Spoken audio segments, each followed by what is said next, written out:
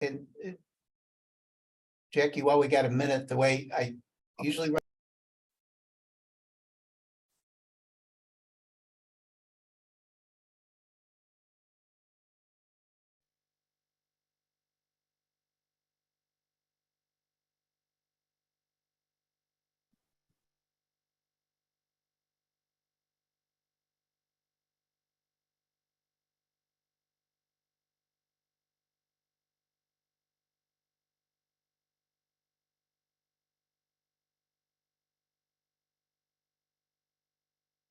Andy, we're at 12:02, so really whenever you want to get going, it's good with me.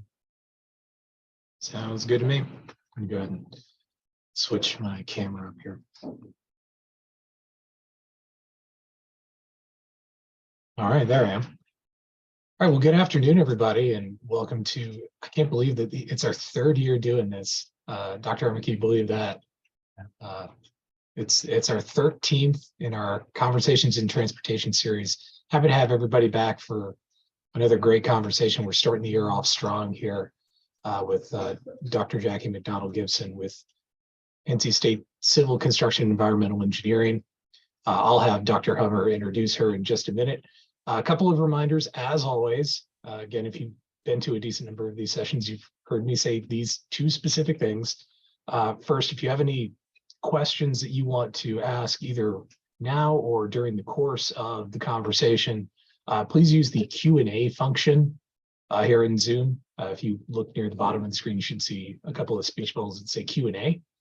That's the best place for us to receive your questions and track that we've answered them. That's first thing. Second thing is you'll receive your PDH form after the presentation, either this afternoon or tomorrow morning. And if you have any trouble accessing that or you don't get it, feel free to email me. My email is on the Nixite website, and it should also be in the information where we advertised everything, or you can email operations@nixite.org. That'll also get to me.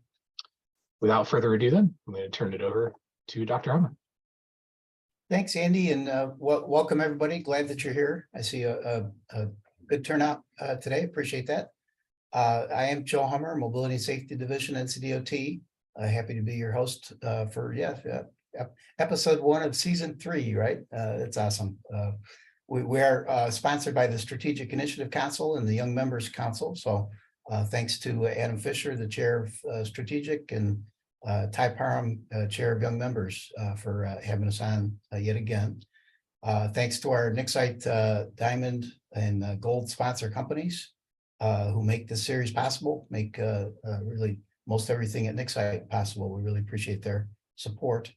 And yes, please do type in questions when they occur to you in the Q&A. We appreciate those. We'll take time toward the end of the hour to get a few of those to Jackie. So today we're talking about educating young engineers with Dr. Jacqueline McDonald Gibson, the head of Department of Civil Construction and Environmental Engineering at NC State, and since August of 2022, right? Six months in. So and congratulations on that. That's right.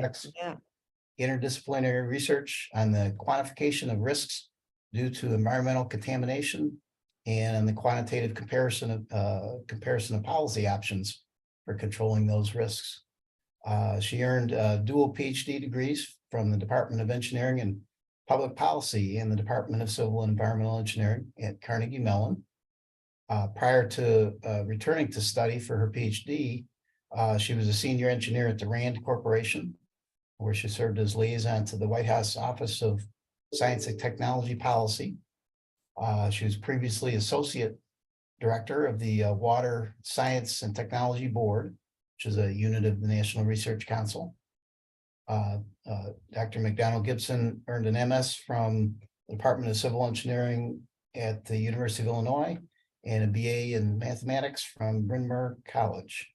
So Jackie, you're the department head you're the head of the department that educates more transportation engineers than anybody else in North Carolina, more Nixite members than anybody else in North Carolina. So you're kind of our new best friend. Well, welcome aboard. Okay. Glad you're here. All of us members of this organization and this profession have a big stake in your success and your department's success, doing what you're doing. So thanks for joining us. Belated welcome to North Carolina. Thank you. How's the move going? How do you like the new job? Oh, well, I feel so lucky every day I come to work. I'm just extraordinarily fortunate to work with such a really talented group of faculty and of course students in this incredibly beautiful, almost brand new facility on a really state-of-the-art engineering campus. So yes, again, I'm happy every day coming to work, and that's a very fortunate situation to be in. That sure is. Yep. Good. Hope that continues. So why did you want to be department head at NC State? Good question. Well, I'll just back up and say that I never envisioned myself as an academic. I worked in kind of practice for 13 years before going back to school for my PhD.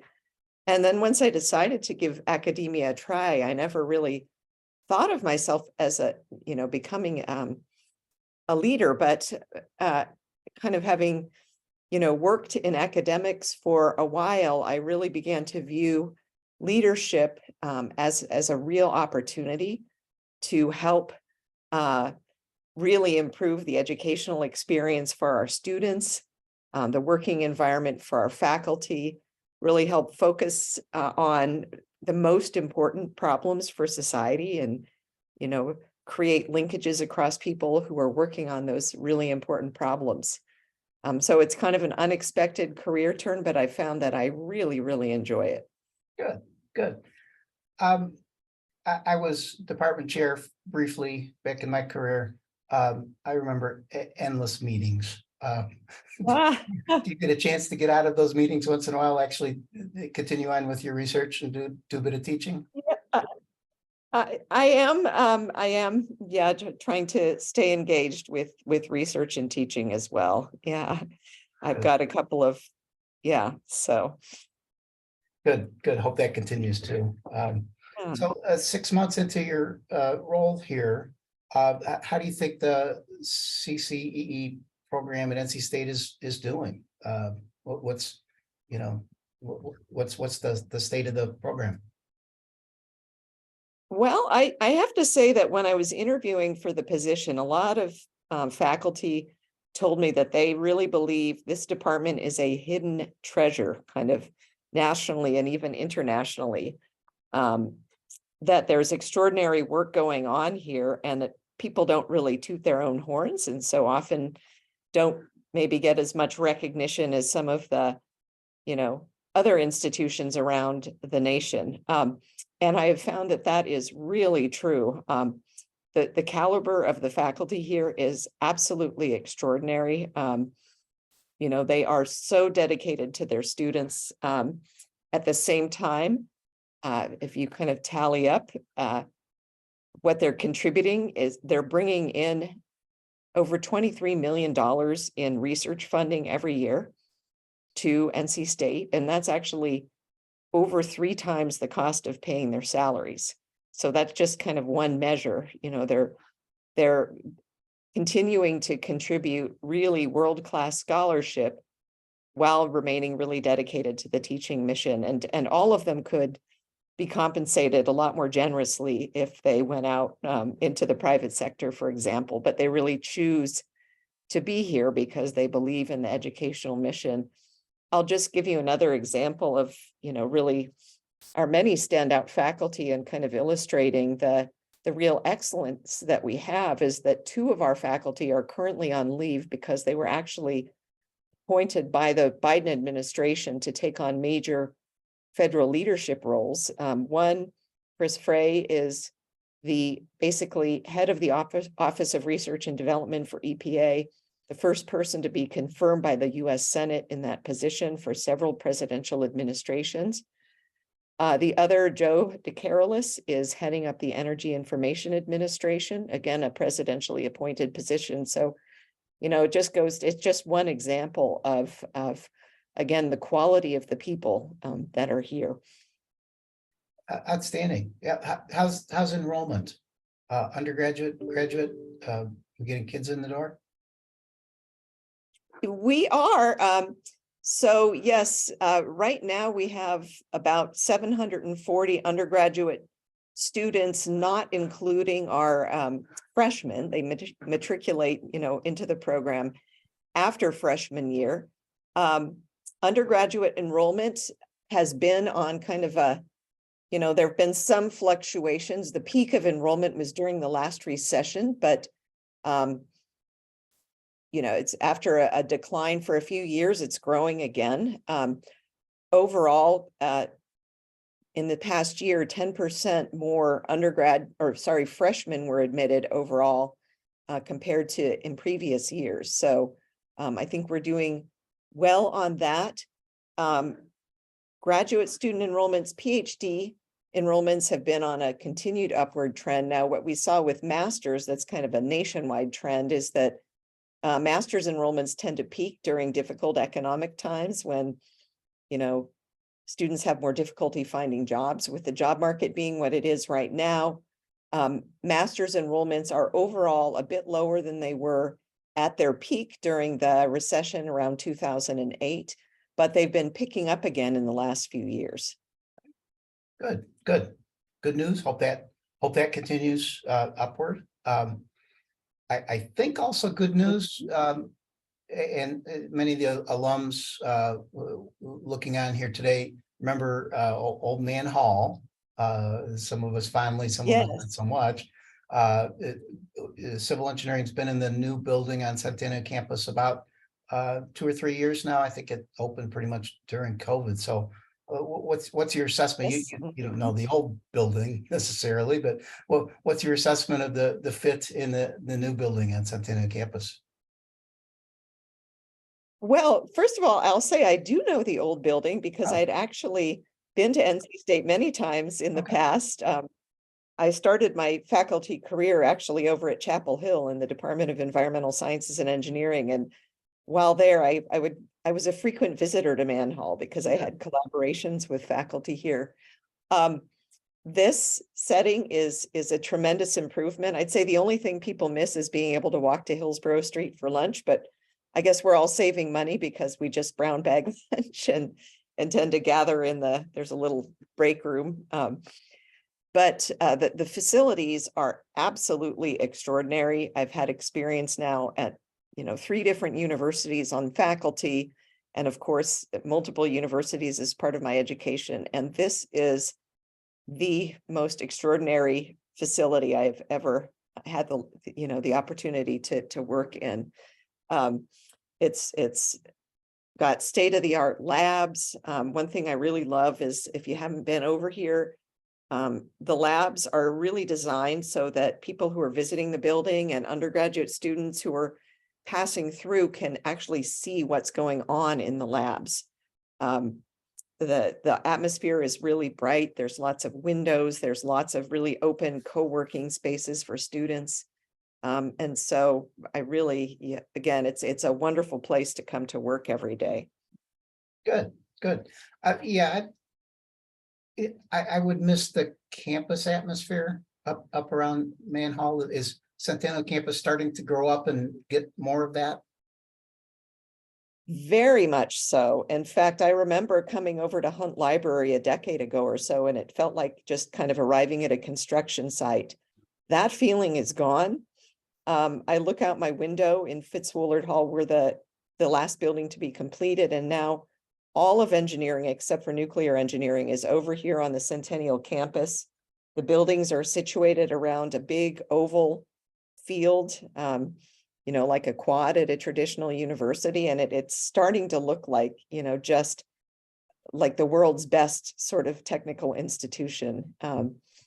There's a bookstore on the oval here, and there's lots of student activities, especially now that people have come out of hibernation from COVID, and activities on the oval outside that you can see going on. So yeah, it's really, really an incredible location to study. Good. You're going to get a new boss soon. right? The dean is retiring. Yeah, I guess in the sort of in the middle of the hiring process at this point. So what are you looking forward to in that aspect? Yeah, well, I have to say, so Dean Louis Martin Vega is the one who brought me here. He's been here for 16 years and is just beloved by faculty, staff, and students all around. He's done so much to build this college, build out this incredible new campus, bring great people here, support expansion of engineering at NC State. So he's just extraordinary. He's going to be really, really difficult to replace. Right now, we don't know who the candidates are. I believe that there's now a list of 4 finalists that are going to be coming to campus for interviews, and they'll be announced relatively soon, but I don't know who they are. As far as, what we're really looking for, I would just say continue to build on the great legacy left by previous deans. One thing that I really admire about Dean Martin Vega is also his real emphasis on prioritizing education, and particularly the undergraduate experience. So during his leadership, he established a new degree program specifically in engineering education. And he has really supported the education mission of the college, and really understands that, that is what we're here to do. So also has really, again, sought to bring the best people from all over the world here to teach our students. So I hope the new person will continue to prioritize, bringing the world's best from all corners of the world, all colors, shapes, and sizes of people, and will continue to prioritize, again, education and that aspect of our work. Good. Hope so too. Be curious to follow the process and see who ends up getting the job. Hope it's a good one. You are, if my math is correct, you're the first female NC State Civil Engineering Department head. So congratulations. I think I'm correct in that, is it? So it is correct. Yeah, just outside my door, there's like a wall of fame of the previous heads going back to 1895. And yeah, it's there are no women on that wall. Yep. Bit of a glass ceiling broken there. So congratulations. Following up on that a little bit, how are the female percentages of students in the various programs these days? I gotta say, when I was faculty, it was a solid 80-20 ratio, and it was hard to budge off of that. So I hope we're doing better these days. We are doing better. The first year engineering class college-wide was a 1/3 female, and we're a little bit above that average in the department.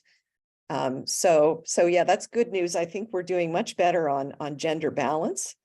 I think some of that is, driven by national trends, but also our faculty is now almost a 1/4 female, and most of these female faculty have been hired in the past decade or so. So just kind of one indicator of that is that we have, 3 levels of professors. The assistant professors are the brand new people. The associate professors are those who've been here for a little longer, and the full professors, have gone through every stage of the promotion process. And there's only one other full female professor other than me right now out of 52 faculty. So again, a lot of our female faculty are junior, but they're moving up through the ranks. Some of them are on deck to be promoted to full professor fairly soon. So I think we're doing well in that regard. Good. And then follow up on that is the African-American representation, which I think has really across many engineering programs has been very dismal throughout my career span. So how is NC State doing? How is your department doing in that regard? Yeah, well, I'll just back up one more thing and say one more thing about kind of the gender representation, and then I'll move on to that question, which is I also believe very much in educating young men. I'm a mother of 5 boys, so no daughters. So, I want to continue to really support the advancement of women scholars without losing sight of our guys and what they need as well. But we are not doing it all well on African Americans. It's really concerning to me. Our incoming freshman class was 15% total underrepresented minorities in 2021. And unfortunately, I don't have the breakdown at the tip of my fingers on which of those were African Americans, but that's total of all categories of underrepresented minorities. Our faculty right now, we had one African American professor, Dr. Joel Ducoste. He's been at NC State for about 30 years, and he got promoted into a dean's role. And so he's not on our faculty anymore. That leaves us with 0% African Americans. And again, when you look at the demographics of the state of North Carolina, more than 20% African American, to me, what that really means is that we are missing out on a very large potential talent pool. And so that's something again, one of my reasons for being interested in a leadership role is I think that that is an area where we really need change, and changing in that area will benefit the entire state. Again, we want to be recruiting the smartest kids, the smartest faculty from every sector. And, those smart kids are everywhere. They're not, limited to a certain race or gender. And if we want to be a place where basically all young people feel very welcome to come and get an education. So yeah, that was, again, one of my really strong motivations for taking on a leadership role. If you ask, what can we do about it? I'll just relate a little bit of my own experience, which is that I came through civil engineering at a time when there were no female role models. Back in the late 1980s, when I was a graduate student at the University of Illinois in civil engineering, there was only one woman professor out of more than 50. And so at the time, about a third of the master's students were women, but we just didn't see ourselves kind of proceeding further down the education path because there just weren't people. There weren't other women. And so we didn't really particularly feel welcome. And so I ended up leaving without staying for a PhD, as did just about all the other women. And only after working for 13 years went back to school. And since then, things have really changed a lot. But based on that experience, again, I really think it's important for young people to have role models. Young people look for role models that, they can see a piece of themselves in. And if we don't have role models that look at all like more than 20% of the state population, then we are not serving our state well. So again, I'm really committed to doing something about that by really, again, looking at every corner of the United States and the world, every kind of person for the really smartest people that we can bring here to our faculty. Good. Well, I think I can speak for Nick Site at this point and say we fully support that. Let us know how we can help because that, in turn, those graduates come out to work in our agencies and our companies, and we're all better after that. So good luck, good fortune there. I want to stay on demographics for a little bit. We got a question in the Q&A from Ron, one of our stalwarts. Appreciate it, Ron. I'm going to kind of rephrase Ron's question because I'm jumping ahead a little bit in our draft questions here, but it's a good one. It seems to fit in with what we're talking about. It's about the grad students, and particularly foreign grad students. So I guess the first part of the question is it difficult to get foreign grad students into the country these days? What does the visa process look like at the moment? That is a really good question. It's complicated, and that's kind of like not my area of expertise. Luckily, we have really terrific Office of International Student Services and HR people that help with all that. My own personal experience is it's easier for students to get in, foreign students to get into the country than for somebody, say, who's already just completed their degree and maybe wants to stay and do a little bit of research for a while. So, yeah, good question. I mean, again, I really think that we all benefit in this state when we bring the best people from all around the world and, remove barriers to students coming from other countries. But we Good. are a very international department, I'd say. Yeah, and a couple of years ago, the context was during COVID, it was impossible, right? So it's, of course, Yes, somewhat better yes, now, that's but open up. yeah. Yes, And absolutely. then the flip side of that is the observation that for several years there, maybe in the 90s or throughout the early part of this century, that the percentage of grad students who were US citizens was pretty steadily declining in civil engineering and other engineering programs. So what's that situation look like? Are we getting US citizens back into the graduate programs again? Yeah, absolutely. And I wish I had the numbers right at the tip of my fingers. I'm sorry, I don't have that information readily available, but just from my own experience, I'd say it's kind of the other way now, where most of our graduate students actually are US citizens. Good, good. And again, it's about bringing the uh, best talent from wherever. But on the other hand, a program that's nearing 100% foreign grad student or 0% U.S. citizen. That's a bit of a concern too for our companies. Yeah, yeah. Members, we don't have anybody to hire out of that program then, right? Right. Yeah. No, we do. Most of our students are definitely graduate students are US citizens. Okay. Um, Good. so yeah, and I'll say one thing that really helps us is again the research productivity of our faculty. I mentioned they're bringing in like more than 3 times what the cost of their salaries in research funds, and a lot of that money actually goes to paying graduate students. So that really opens up opportunities for people who could not afford graduate school. I'm going to jump ahead here too, since you mentioned it. What's the stipend these days? The stipend we have just increased as a result of cost of living increases to $33,000 a year for incoming first-year graduate students. Oh, that's a nice living, actually. That's Yeah, not bad. Yeah.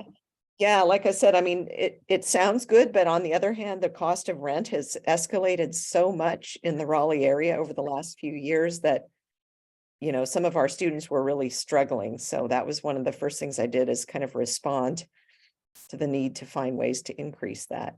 I think my first stipend was 9,000 a year. So Oh, wow. we're doing a little better these days. Yeah. Good, good going. So moving ahead a little bit in our questions, do you have an agenda for change of the civil engineering program in addition to the things you've already mentioned? Anything else that you were sort of specifically hired to do, or you said you wanted to do? Yeah, there's a few things. So first of all, it's an extraordinary department. The previous head, Mort Barlas, did such a great job. The camaraderie and collegiality here is really strong. Again, he promoted a really welcoming environment. So the kind of machinery of administering the department runs very smoothly, and that's thanks to him. Dean Louis Martin Vega really said when he hired me, there were a couple of areas to emphasize, which I fully agree on. One is really promoting the visibility of the department nationwide, by really getting out and meeting people and kind of telling them about this wonderful place. So one of the ways I'm going to do that is there's a American Society of Civil Engineers department heads organization that I've been getting actively involved in. I'm also, of course, going around meeting various alumni in many places, beginning with a state tour, and hopefully I'll start, kind of going around the nation more. Of course, alumni already know about the program, but also serving in other leadership roles to promote the visibility of the department and supporting our faculty in pursuing those kinds of roles. I'm not somebody who's a bean counter. I really don't believe in that. And there's problems with rankings, but what I heard also is, let's get this wonderful department the recognition it deserves. And I think from that will follow higher rankings. We're already very highly ranked nationwide as a civil engineering department, around 20th in the nation. But I think that really the department has undersold itself. So I want to be spending a lot of time going out and really promoting the department. A second thing is that there's a particular type of funding mechanism that really could help kind of build the stability of our research support here, which is it's called an engineering research center. And these are long-term centers that are funded by the U.S. National Science Foundation. Last year, our department came very close to landing one. The department was in the final 8, and in the end, 4 were funded out of, probably more than 100 applications. So we were very close. And so we're really going for that again. Yeah, that effort is being led by Francis de los Reyes, and it's really focusing on better ways to deliver water and sanitation infrastructure in the United States. But I'd love to also see us have, a DOT-funded University Transportation Research Center. So efforts to promote centers like that provide stable research funding and also bring a lot of different faculty together is another big priority. NC State used to be the host of a US DOT Transportation Center, and it goes back several decades now. I think the cycles keep turning, so maybe your turn is coming back around for that. Let's talk transportation a little bit. That is our organization, our folks who are listening. Are there any recent changes in the transportation faculty or staff that we should know about? Oh, that's a really good question. So let's see. Who are the recent hires? That one is, I don't know if he's not just new in the last few years, is Ali Hajbabai, who got his PhD at the University of Illinois. He's actually now an associate professor.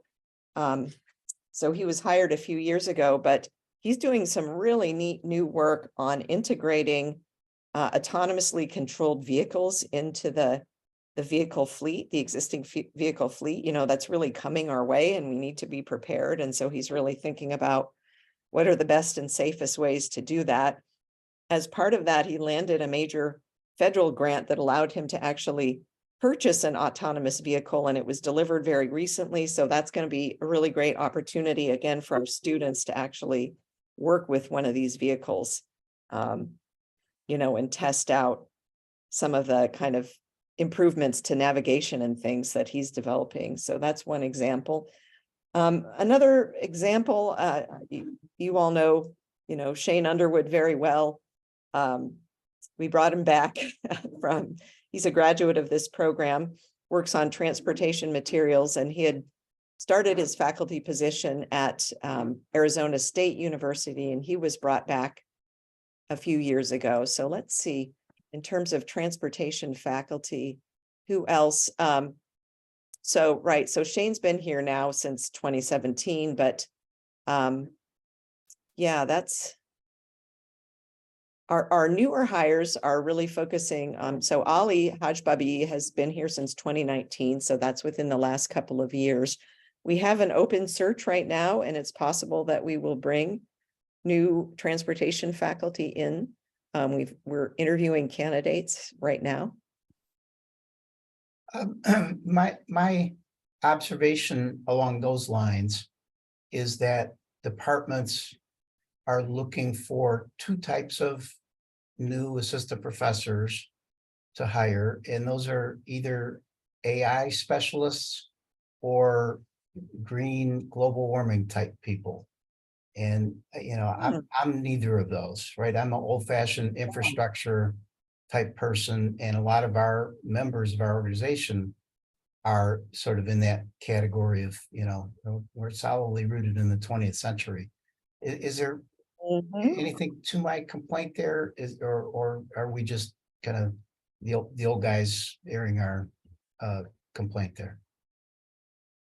You know, that is a really great question. I will say, you know, we've placed a real emphasis on hiring people over the last several years that I can see who certainly focus on transportation materials, like Shane Underwood. But, you know, I think we need those, we need you guys, right? And I think, again, the folks who work on infrastructure are underappreciated because people take it for granted until it's not working. So I just don't think that's ever going to go away. Our current call for faculty positions was very, very broad.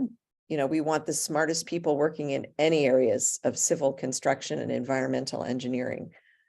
So, you know, I hope that we won't lose sight of that. Actually, one of the really big attractions for me coming back to this position was to be in a department with such extraordinary engineers who build things and develop better ways to build things. And, you know, you can really see that going on actively in our labs. Good, good. And another sort of complaint, I guess, or grousing. This was in some of the news articles on the web a couple of weeks ago. You might have seen it. An article that basically said we don't educate transportation engineers. That somebody graduates out of a program like NC State. There's one required transportation class. And they get their BS and they can go out and start calling themselves a transportation engineer the day after that. And the gist of this article was that, you know, the people are really seriously undereducated, and that results in some very bad decisions being made on real projects out there. So I guess a better question out of that is the civil engineering program sort of too broad and doesn't allow a focus in an area like transportation? You know something? I don't think that's really true. That's at least not my observation here. Our department is very large. It's one of the largest in the country, actually, civil engineering departments, but we're subdivided into 7 different research areas. And one of them is specifically transportation systems and materials.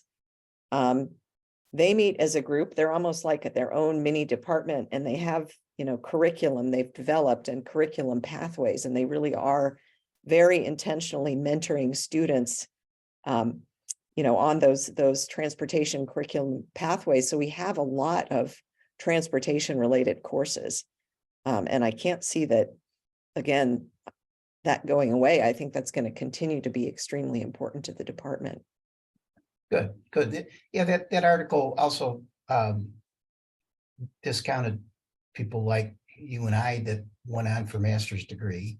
There's some of us out there, and a lot of undergraduates who you know chose elective classes, but they had a point that, you know, the requirement is 1.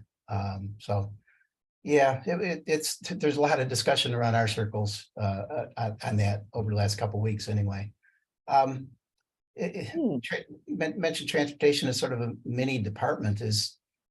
I mean, construction and environmental spun themselves off into their own degree programs some years ago.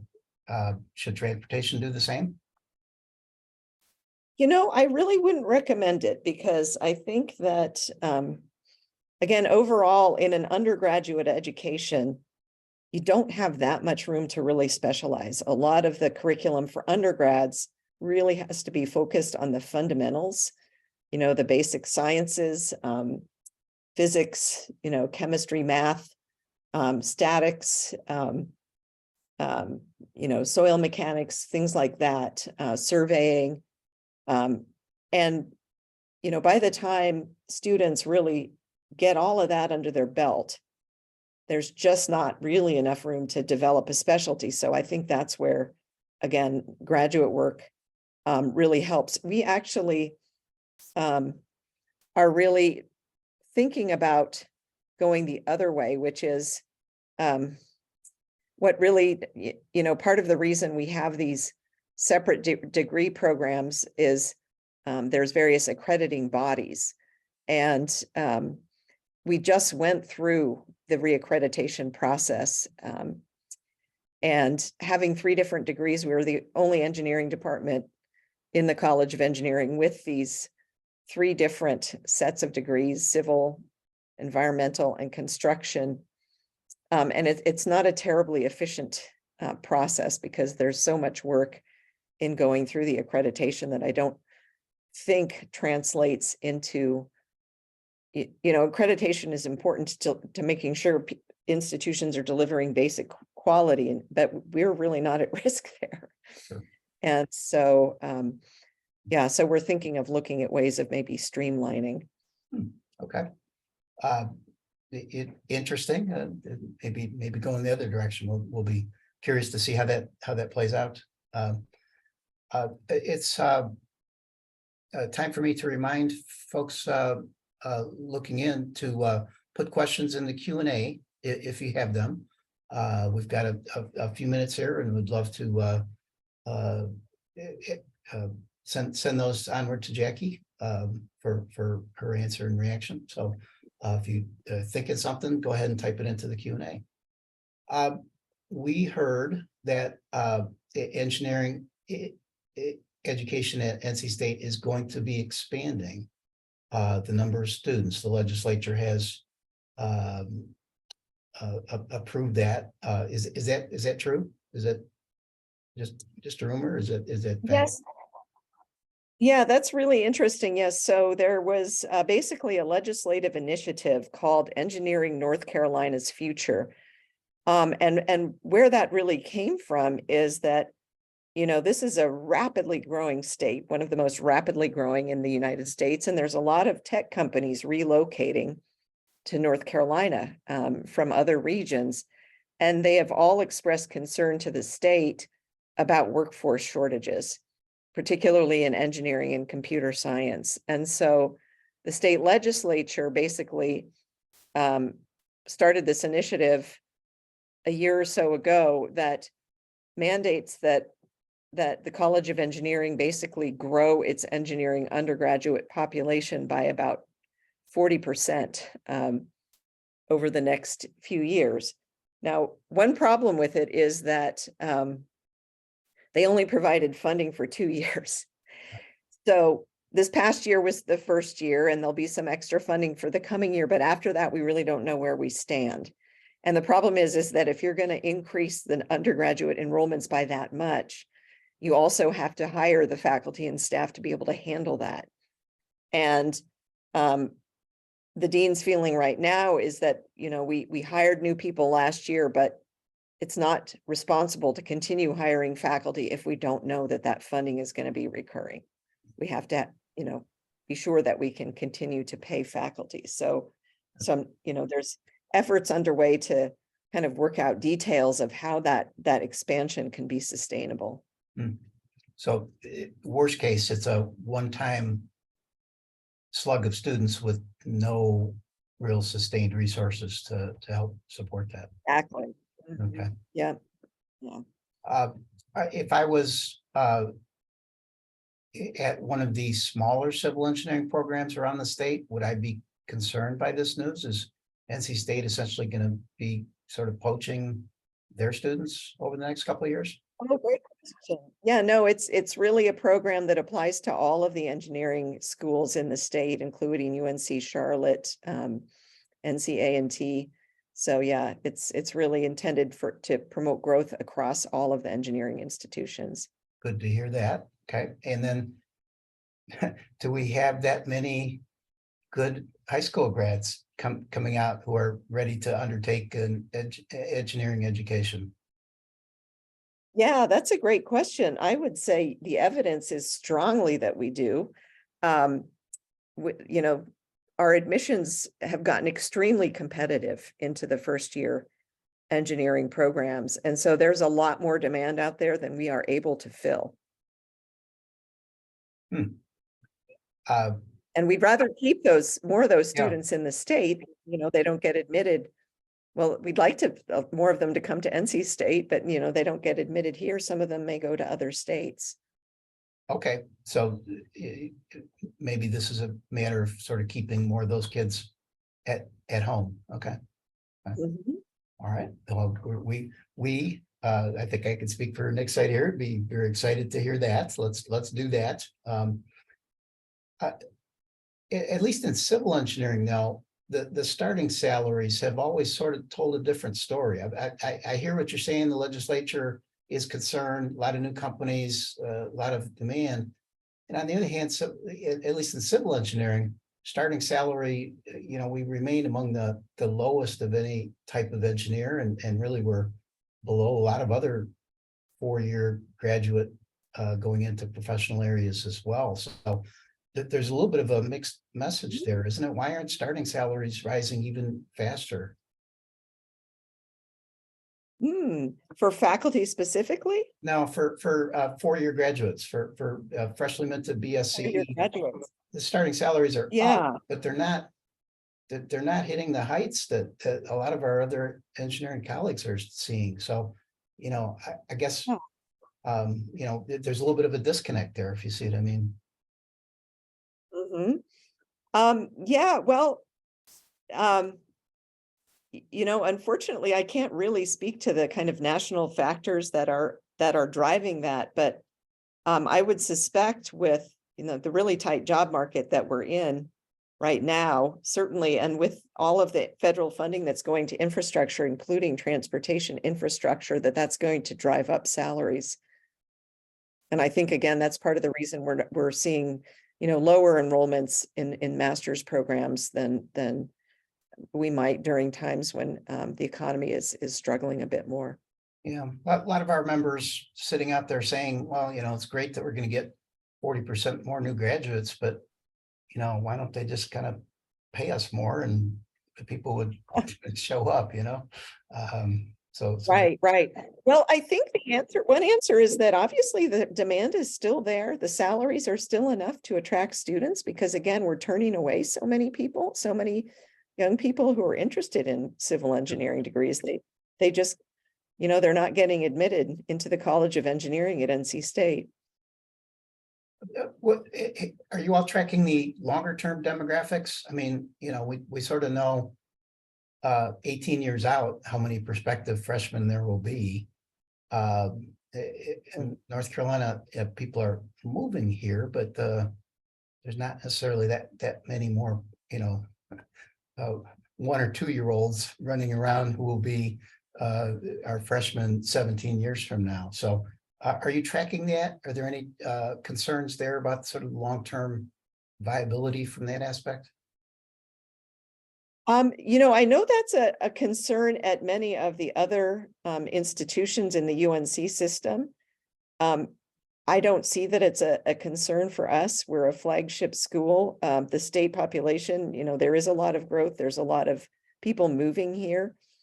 So I don't think that we're kind of facing the same kinds of dire projections about declining enrollments. We just haven't seen that compared to some of the other schools in the UNC system.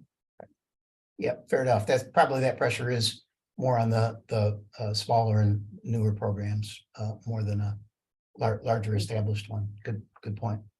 I got a couple of questions in the Q&A here. Appreciate that. First of all, Anne, hey Anne, good to hear from you. Expressing a thank you as a 1998 graduate of CE.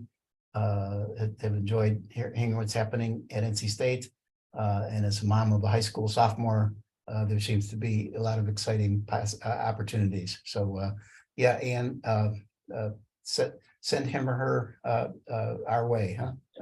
Would appreciate that. Chris wants to know. Yeah, absolutely. For sure that, yep. And Anne is one of our better ones, so be good, good one there, I think. Chris wants to know if you're staying engaged in research here in your new job, what area of research are you targeting? Is there anything with the transportation tie that we might look for a proposal from you? Absolutely. Yeah. So when I was at UNC, I was involved in putting together a UTC proposal with faculty from NC State, a couple of different efforts on that.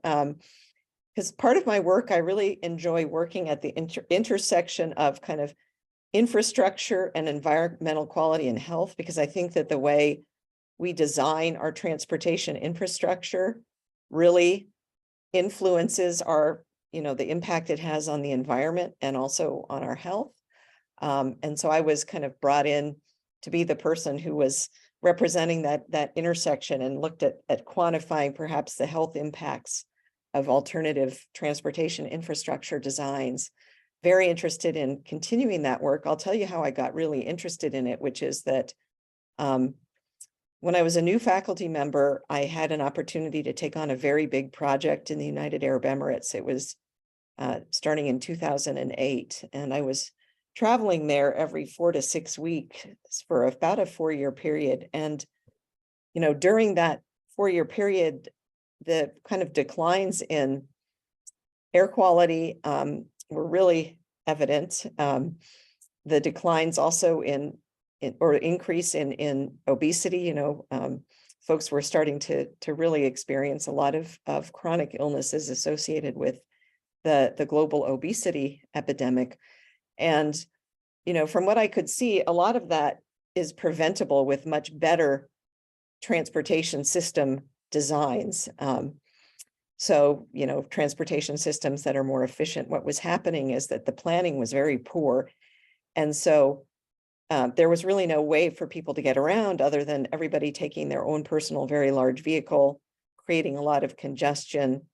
There weren't safe places for other forms of mobility, like, active transportation, walking and cycling and things like that. And so I just looked at that and I thought, wow, it just never really occurred to me that end of pipe solutions are just not a great way to solve these environmental problems that I was concerned about. And some of the very same health impacts of, making it so that the only way people can get from point A to point B is their own car, mean that people aren't just engaging in physical activity as part of their daily routine anymore. And so we've sort of engineered physical activity out of people's lives. That contributes to chronic diseases like, heart diseases and diabetes and so on. And at the same time, it generates more air pollution that also contributes to the same diseases. So that's how I got interested, and very much interested in re-engaging with some of that work. One of my PhD students when I was at UNC, Ted Mansfield, actually, one of his advisors was at NC State, and he worked at the Institute for Transportation Research and Education while he was with me as a PhD student. Good. Yeah, I know Chris is also interested in walkable solutions for streets and highways. So I think that resonates with at least one of our listeners here. Thanks. David asks a really good question. You mentioned connected automated vehicles, and that's one of the several what we'd say sort of advanced technologies helping along transportation systems. And his question is, are those type of things making their way into the courses that for undergrads and graduate students?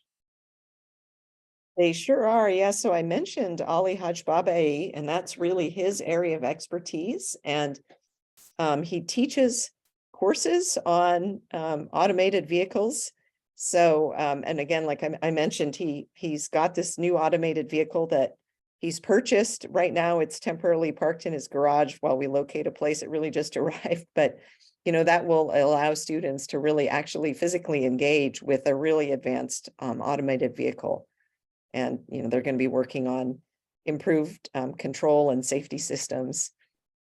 I think he was in the news recently for proposing a new traffic light signaling approach that would increase the safety of automated vehicles. Yeah, the white light. We saw that story. Yeah. Good for him. We're running out of time. Let me ask maybe one more. This will come out of the Q&A, but it was on my mind as well. And then if you've got any closing thoughts, Jackie, please. But this is a little bit self-serving here. Is Nick site, we have a student chapter at NC State. Some years it seems to be more active than others. What type of encouragement or incentive are you able to give to the student chapters, Nick site, and others to help them along toward our direction? Yeah, that's a great question. I mean, I really promote opportunities for students to engage outside with the broader world. We do have funding that can support those kinds of student activities. I think that, you know, some of that really died down during the COVID pandemic, and it's starting to come back now. So, you know, if your members have any ideas for kinds of events that could be hosted here, even to engage with students, I'd be really happy to hear about that and to get something organized. Good. I think we might take you up on that. Okay. Anything that I didn't ask you that you wanted to say to our folks listening? All I would just say is that, again, this is such an extraordinary place. It really is. Like, the department is you know, it's well known to you folks, but you know, it's very much of a gem that's hidden from some other people. So I'm just extraordinarily fortunate to be here, and I really hope that I can kind of continue the great legacy that's been left by others, and perhaps, you know, work to increase the visibility of the program nationwide. Good. Well, we appreciate that you joined us today. And as usual, I had about 2 hours more worth of questions for you, but we stay within our hour. We try to do the best we can with that. Thank you so much. Good luck on all of the initiatives and the various things that you mentioned along the way, coming soon to the department. And yeah, keep sending us more good graduates for all of the agencies and companies represented here. That's what we need. So keep doing that, and keep us in mind if we can help from the transportation side of things in any way. So thanks, Jackie. And Andy, with that, I'm going to turn it back to you. Thanks, Joe. Again, I want to thank everybody for coming out and being a part of this. We had a lot of really great questions there, so really appreciate the engagement as always. Again, as I mentioned at the beginning, we will be sending out the evaluation and PDH forms to you either this afternoon or tomorrow morning, so keep an eye out for that. If you have any suggestions for how we can keep this series fresh, anything that we can improve on, please email me or email the operations@nicksite.org. We'd really love to hear your feedback there as well. Again, thanks for everybody for coming out, and have a great rest of the day. Thank y'all. Take care.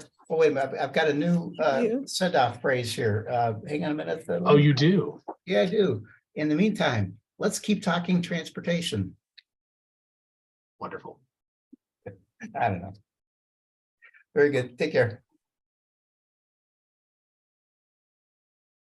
Jackie, thanks so much. Oh, you're welcome. Thank you for inviting me. I'm sorry it was so hard to schedule, but I appreciate your patience. We got it done. As it turns out, you know, you're